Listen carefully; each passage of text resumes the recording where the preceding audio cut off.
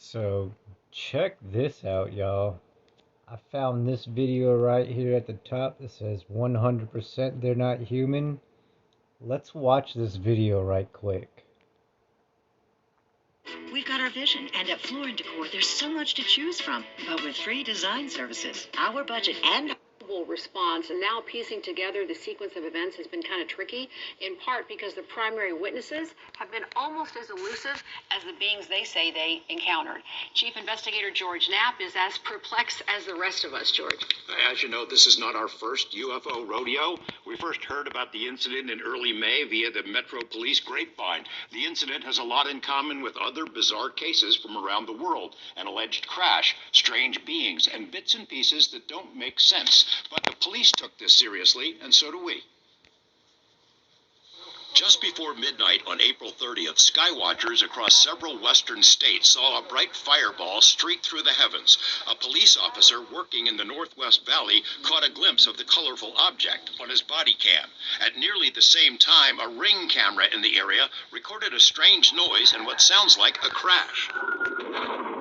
One family living in a ranch-style home had a much closer view of the object. Two brothers and their father were working on a vehicle in their yard when they caught a glimpse of a sparkly object as it came crashing down, then were hit by what they describe as a shockwave. One of the witnesses, a young man named Angel, has stated when the brothers looked into the yard where the object landed, that spot was obscured and blurry, as if by unknown form of camouflage. What they saw next prompted a frantic call to 911. So there's two people or two subjects that are in your backyard? Correct, and they're very large. They're like 8 foot, 9 feet, 10 foot. I don't know. They look like aliens to us. Big eyes. They have big eyes, Okay. like I can't explain it. And big mouth. They're shiny eyes, and they're not human. They're 100% they're not human. 8 News Now investigators have spoken with family members multiple times in the past 4 weeks, but each of the 3 times we accepted their invitation to do an interview, they didn't answer the door or their phone. These are some of the claims they've made in other public forums. Multiple family members backed up the story in an initial police report we obtained. Angel says they heard the patter of multiple feet in the yard.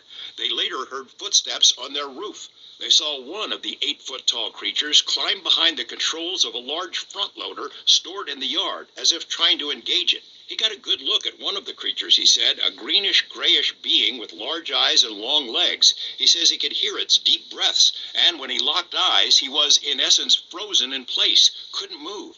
In the middle of the yard, where the object had crashed, then vanished, a circular impression was left in the soil. Okay, where is this on your property? Metro sources say the police dispatcher initially wondered whether to send a crisis intervention team to help the troubled witness, but then took the incident seriously. 2 officers arrived 38 minutes after the call, and by then had heard from other officers. They proceeded cautiously and managed some nervous laughs. I ain't dealing with that.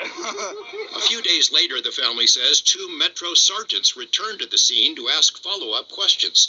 The family says they also saw men in suits and sunglasses driving in a car with government plates cruising slowly past the house in the following days. Nellis and Creech have denied any interest or involvement with the incident. Metro has indicated they believe the family that something crashed in their yard. But what? Someone else has access to it. You mentioned, George, in that piece that, they were frozen because so many people have been critical of, like, why didn't they get their phone out? Why didn't they shoot the video? Do we know if there's even any video of this incident? Yes and no. So there's a surveillance camera in the backyard. The property owner keeps that because he's got a lot of expensive equipment there. What we were told is that at the moment this thing comes down and crashed, this camera went out, and it was out for a couple of minutes. When it came back on, the object was gone, but the circle was there. We've been told by Angel in multiple phone conversations that he shot video of the creatures. We haven't seen it, and we don't know anybody else who's seen it yet, so maybe he'll release it at some point. It's getting a lot of attention. Yeah, all over. All right, George, thanks for that. I